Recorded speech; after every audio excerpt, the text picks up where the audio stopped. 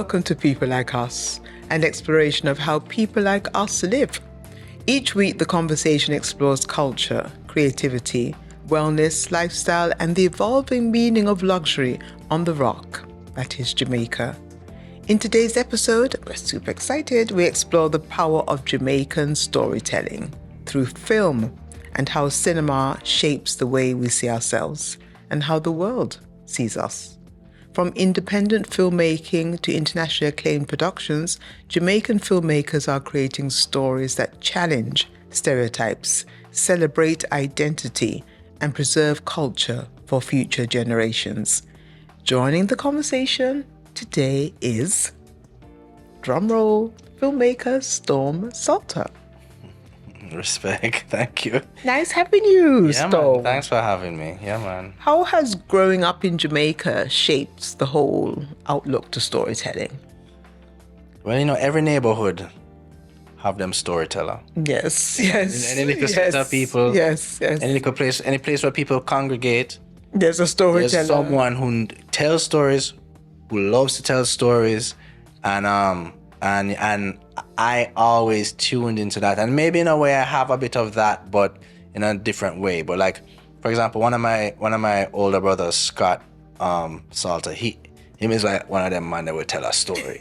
And when you hear it, you say, yo, this is, you know what I mean? So that's just a thing in our culture. And it was just something I kind of took to it. So there's that oral history of telling stories, but Yes. then Right. growing up in Negril and having a certain amount of freedom being in a place like that, like we would just, we just get lost. And then I have a lot of brothers and sisters, but my brother Niall and I are quite close. And by the time my parents had us, they had so many other kids. I was like, all right, we're not just one. Hold on to each other. So they can figure it out. So we would like get lost with our brethren, them like go mango bush and don't come back out for the whole day and go catch fish, and it's just something about like ability to roam, especially in environments that are like naturally beautiful or vast, and especially when you're smaller. It's funny how like I remember walking in some little swamp area when I was a little youth, and it felt like I was in like Narnia, like I was in another world. So I feel like my creative storytelling brain, I kind of built this sense for adventure and this kind of imagination, and I think I was spurred on by these worlds. And I grew up on the cliffs in Negril on the west end, and in those cliffs there's all these caves, and there's all these kind of places you can kind of go. So them things always spark my brain, and the Caribbean is full of unique tales and creatures and myths. There's no shortness of that. So that's has always been in my mind. And then as a visual artist and visual creative, it's like, how do we tell that story? How do we put visuals to this thing? Yeah. So why do you think Jamaican stories, I mean, there's no two ways about it, Jamaican stories really resonate with Jamaican audiences, whether here or overseas. Why do you think that is? Is there something in that they recognize that's peculiar to us? Well, I think the Jamaican spirit is very audacious. Like we know everybody's a star. Yes. And if it's one thing Jamaicans gonna have, it's the audacity. So I feel they're not holding back. They're not holding back, and so like we generate great stories and great storytelling. But then also the Caribbean, the history of the Caribbean is very complex, heavy, deep. It is involves the history of the world. And there's some places in the world, some countries where them only see people who look like them forever. The Caribbean has not been one of these places. It's been a place of world trade for hundreds and hundreds of years. So, whichever way people have come and gone, the reality is it's been a center of mix-up, mash-up, cultural, racial. It's been a place of extreme violence as well.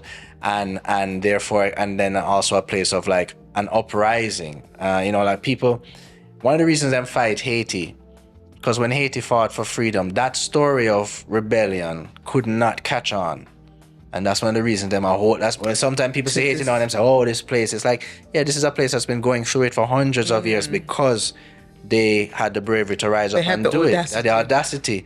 And a lot of other places in the Caribbean had it too, including Jamaica, but those stories were always kind of like certain people that were in power them times, they would like to say, you know, we realized the slavery thing was so wrong and we decided to set them free. It was just, like Jamaicans weren't over here burning down the plantation and ready for deal with them. Like, you know, we've had enough kind of thing. Yeah, exactly. Next chapter. Yeah, so there's a lot of moments in Caribbean history I find that are just the strength of just the human spirit is fully embodied in those moments. And I feel like that's just a part of who we are. And then with our kind of cultural practice, you know, spiritual practice often emerging, like from Afro spiritual practice, there's a connection to the spirit world and there's a connection to that. So like I think of Carnival and John Canoe and these interesting times where there's characters that are like criticizing the status quo, even in the face of whatever oppression, like you're making jokes. And the thing is, it feels there's a particular Jamaican thing, but all across the Caribbean there's their own versions. Yes. You know, Trinidad have it, Cuba have it, and next way. So that's why this is a never-ending richness of storytelling, and particularly when you go into like spirituality and myth, we've seen the European mythology and the European dopey them and monster them, but what about the Caribbean monsters? You know what I mean? What gave you the audacity to think that, you know, the world wanted to digest our stories? Well, you know, I think some of it is instinctive, some of it is kind of taste that you might be born with. A lot of it is how I would have been guided into this from my parents, and kind of knowing, you know, some people kind of I feel like there can be a situation where you might feel like because you're a small place, your ideas about things are slightly inferior to the more successful big places. I never felt that way. My parents really made me feel like my creative voice was valid and that I should pursue it, as opposed to saying, no, sir, don't go do something else. They push me to lean in. And then every step of the way, when I decided I want to be a filmmaker, they're like, well, let's try to start a film festival. You know what I mean? That's the level of support they kind of had for us. So I always felt that confidence. I felt like I was a natural creative. And then, you know, that's why creatives need to actually put out work, because then you get feedback.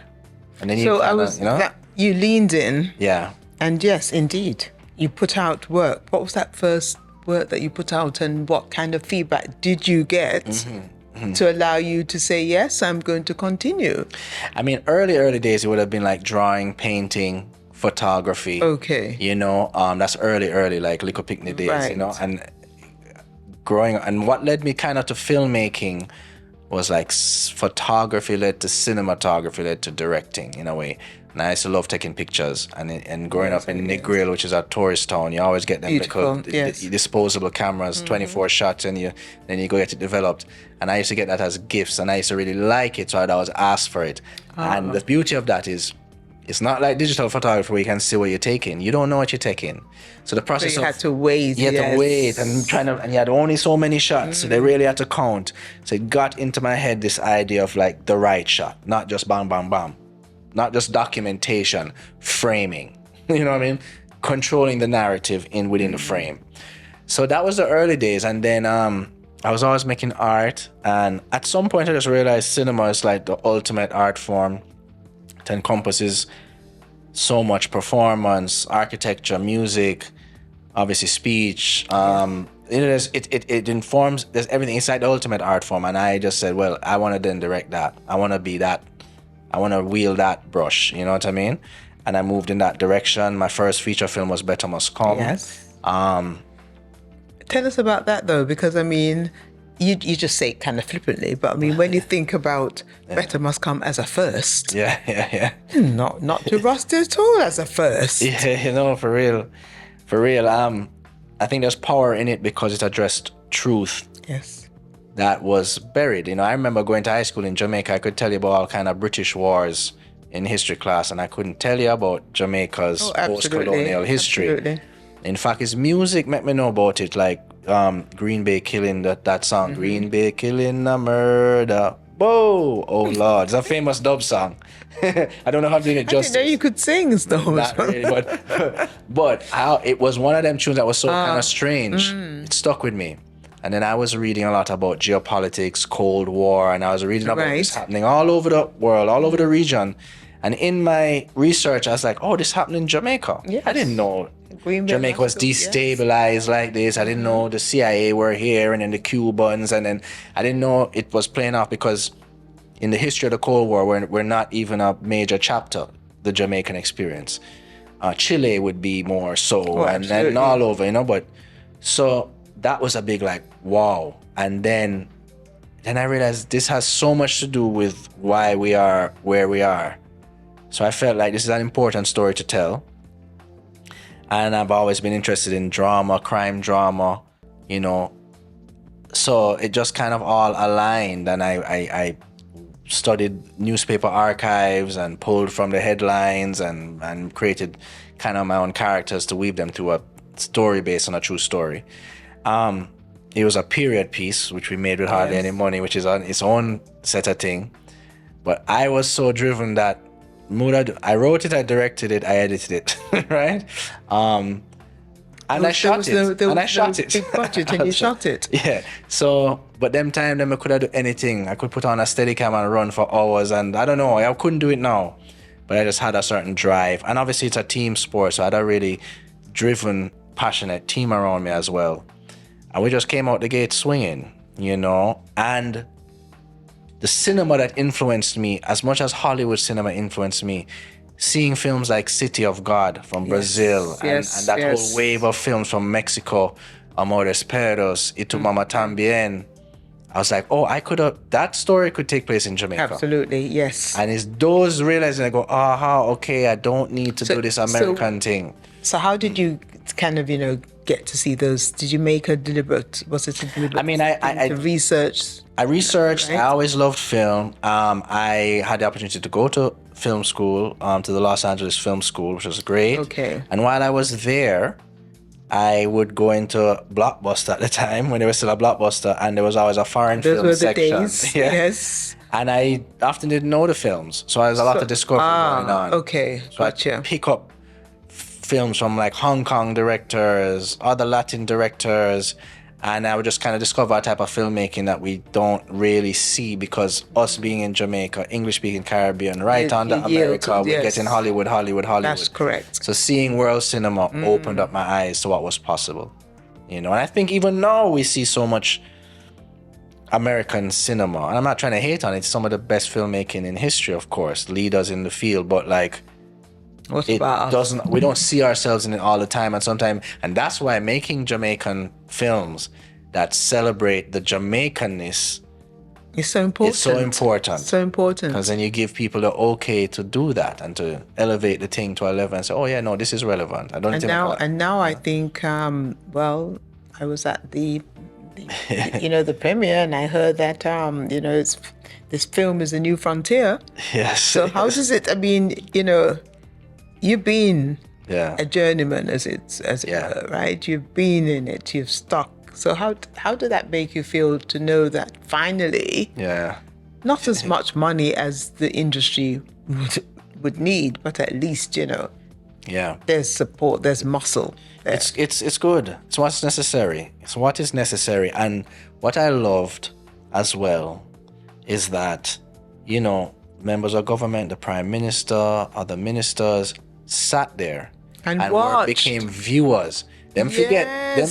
I mean, I'm imagining they forgot, but how they were moving. I think they forgot agree with you. Where they were. I agree with you. They were locked in like any other audience member, reacting, jumping, and that visceral impact, I think, plays it adds a level of passion and belief into know how can we translate this into actual infrastructure. So I appreciate that. I appreciate they support it. I appreciate the statements that have been made. The Prime Minister has spoken quite a bit about his intention to support and help grow the industry and make it a destination for film. Yes. And yeah, we have to do it. Yeah, because watching Possession. Yeah. I mean, you saw the beauty and the bounty of our land. Yes. Yes.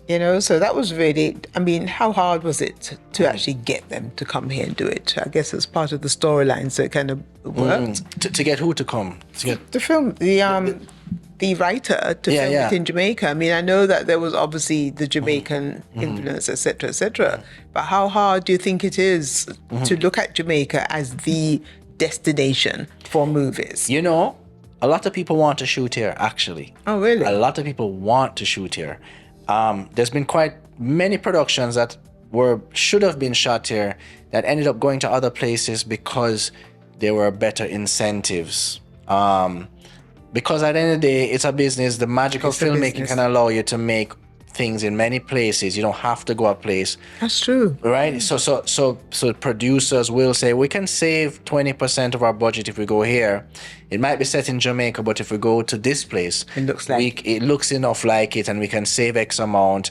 It's a business. But culturally, vibes-wise, even international crews want to come and hang out in Jamaica. So we need to do the best we can to make Jamaica very inviting for those people. What is the best, and what is the best? What do we need to do? Well, we have really good crews, and we need to continue to train more people to operate at this high standard, right? And so we need to be passing on the knowledge from the individuals that are the professionals at the top of their field here now, Do you hear whispers that this is not happening? I mean, yeah, because probably the professional that could pass on that knowledge at the moment is kind of up to them and their good heart to say, let me train up some of these youths coming. There isn't necessarily a structure to do it. There are courses for film and media. UE has their courses. Northern Caribbean University has film courses. Edna Manley, of course, is an important space, and they have all their arts courses, but there isn't really a set venue to say pass down film knowledge. So do you think we should have a set venue as opposed to piece here, piece there, and piece everywhere? I think we either have a set venue or we have programming where it's organized, where for X amount of time there are workshops. We already have the infrastructure where we could actually do these things. It's really just organizing the people, creating the environment for the students to come and pass it on that way. It can be done workshop. We don't need to build a building to do it. We actually just need to kind of have maybe the resources to put on these things, whether it is paying someone for their time or creating the thing. We have to do that. So that is very key in teaching. We have to have apprenticeships. So when I was directing, I had a number of directors shadow me. And I've shadowed directors before. So this is basically, usually it's someone who's kind of on the path, maybe hasn't done it yet, but they're not coming from ground zero. And they can basically be my shadow. They can sit beside me, sit in a chair beside the director, watch the monitor, ask me questions respectfully in between things. And just be a witness to everything. Because filmmaking can seem like such a hard to understand thing. That is true. When you are there, you actually see, this goes there. Right. This is the amount of input. This is how many decisions you have to make as a director. And this is what happens when you're clear on your vision and what happens when you're not clear on your vision. When people want direction and you don't know what to tell them, you see how that filters into the crew. And then you see when people want direction and you know exactly what to tell them. You see how that filters. Yes. But so that's kind of how it goes. And you have to make things to even get into that position. Like, I honestly feel it's people who have no experience that want to do this, they need to kind of take a few steps. I feel like I can't take someone who has no idea and say, come. I kind of need to see that you have some interest that you have, right? Yeah. You have to have a self-propulsion. Right. Because to make all a feature film is years you have to deal with that. It's not a quick thing. No, it's not. So don't come tell me I have a good idea, but you don't write it down yet, and you want to tell me must write it down. No, commit to a treatment, and I'll read the treatment, and then I'll give you some advice on that. Make a short, you know what I mean? And then we'll move from there. Are we short? You said, you've inferred that we're not short of talent. Right. right? So do you have okay, when you say to yourself, okay, I'm going to do this film, or this comes across to you at the desk, do you know who you're going to work with? You have an idea? In terms of, I'm not talking about who leading actress is going to be, or the actor. I'm talking about the team. your team. Yeah, I think it's a lot of times it's script dependent, and it's sometimes location dependent. I know if I'm gonna shoot a feature film in Jamaica right now and choose an entire Jamaican crew, I know exactly who. I know which DP I'm gonna work with. I know which people are gonna do the set design. I know who the top people are, and I'm gonna go with them. You know what I mean? Because the level of trust is key, and that's key to being able to operate fast. In terms of what Jamaica needs to really expand, I think we need to build a sound stage. I think we need to have the gear that anyone would want to use internationally. Right. And I think we need to create an environment where the incentives are there for international production. We have some incentives, and they have been moving in the right direction. And I think we just need to keep building on that, because I guarantee you, if it's matching with another Caribbean island in terms of incentives, they're going to come to Jamaica, because we have the vibes. In fact, if it almost matching and it even not as pretty, but it close, them going to come Jamaica. That's very true. So we have the vibes, we have the crew, we have the cultural cachet, and what our music and our sport and everything has been doing out there ahead of us has planted a seed. A lot of people want to come here. So okay, they'll come here, but what is it? I mean, how do you know what's going to connect with the global audience? Yeah. Because I think is that a challenge, or you just kind of know that, okay, well, I'm going to do this and it's going to connect? I have my belief. Yeah. I think great cinema is a space where you discover things for the first time. So I think we need to create work where there's an element of discovery. Oh yes. Right? Oh, I love that. I love that. So we need to, people want to go in and go, I had never seen this before. This is great. But how we do it is we tell stories with themes that resonate globally. There's certain themes that no matter where you are in human existence, they're going to resonate.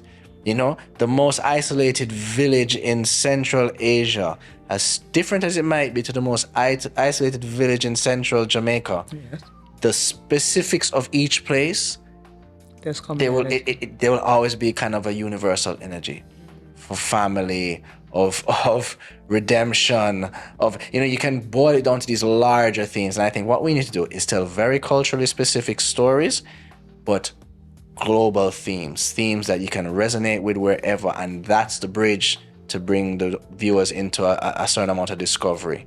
You know what I mean? So that's what I'm aiming to do. Tell global stories that are like wrapped in the language and the visuals and the music and everything of Jamaica, and the cultural specificity of Jamaica and the broader Caribbean, honestly. Yeah. Okay, the streaming platforms. Yes. Is that a positive or negative from where you sit? Has that changed the way people consume film? It absolutely has, and because the streamers are all trying to compete for the eyes of the world, and they've gone into everyone's home, I think actually cultural specificity becomes even more important. So one, there's a need for more content than there used to be. That's a positive. There's a need for content. There's a like one, you don't have to water down your thing now to find an audience. Actually, I know, right? Right. Yes. We can actually strengthen it. We tend to think that we have to do that. Always have to water it down, water down the language. Because I mean, we've seen enough success stories with subtitles. I understand the value of the language thing, but we also speak English in Jamaica, which is the big language in the world. One of the biggest, the main one, some people might say. So we're already halfway there. We don't need to water down our thing. So I think streaming has created a situation where we can have more culturally rich, culturally specific things, and there's a space for it. I think that we need to lean into those things. I think we can build audiences outside of the streaming space. You can build an audience on YouTube that then transfers. Yes. The big success story out of Hollywood now is how the two big success stories of the year were born on YouTube and built followings on YouTube. Backrooms, Obsession. Yeah, because Backroom was like Yeah. Yes. It's very kind of random. Yes. But they were able to build an audience there, and Hollywood and the larger things can see how you take that over here. So there's many ways to there go really are about no it. restrictions. I mean, there are restrictions, obviously, but Of I course. mean, you know, the gatekeepers. I mean, you can still go out there. You can still do your thing. You can absolutely do your thing, but it's just gonna take the drive and a level of self-propulsion and a level of learn from the rejection, keep moving forward, get better each time. Do it. Don't make it lick you down and you sit down and say, boy, I mean, like, I get so much better every time I make something and put it out. Like, even with Possession, people just starting to see, and they're gonna see it properly soon. And I'm proud of it. I know it's great work. You know what I mean? You ought to be proud of it. And I need to remind myself sometimes to live in the moment, because I'm already like, what's next? Like, Not only what's next, but how I'm gonna do the next thing. You know what I mean? So what is next? I can't say anything specific, but I am developing a number of projects. I'm very much interested as a director on coming on to other projects that exist, working with shows that are already ongoing in television, finding really good scripts. You know, I'm coming from a place of having to generate my own material, and everything has to come from source. But I'm very comfortable working with great material and bringing my vision to it. This is what happened with Possession. I am also an exec producer on it. I did throw ideas in the development stage, but these are Carla Chrome's scripts.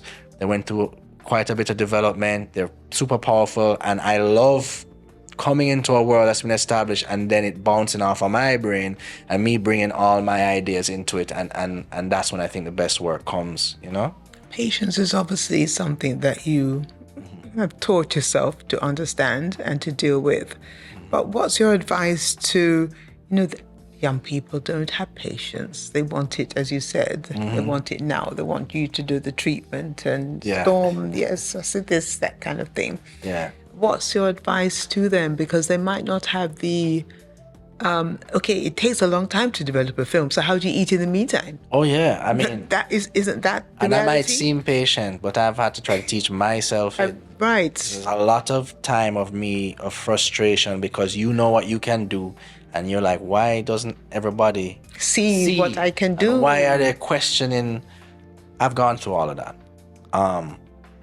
I'm grateful and blessed to have found opportunity working in the commercial space, and oftentimes I've been directing commercials to make ends meet.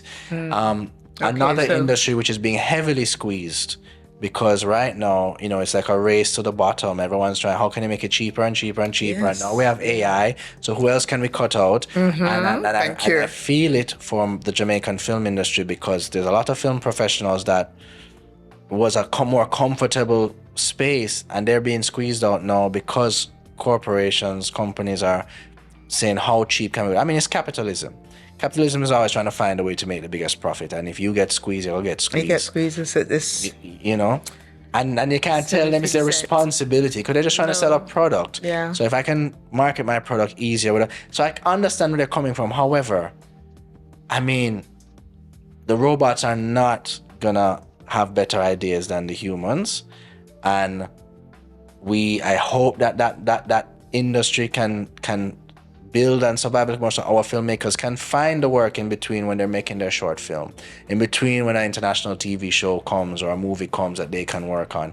Because it's a real struggle. I feel it. I know some of them I feel it too. Of course. But the world is changing, and my generation is kind of coming from the kind of pre-internet or pre-social media into now.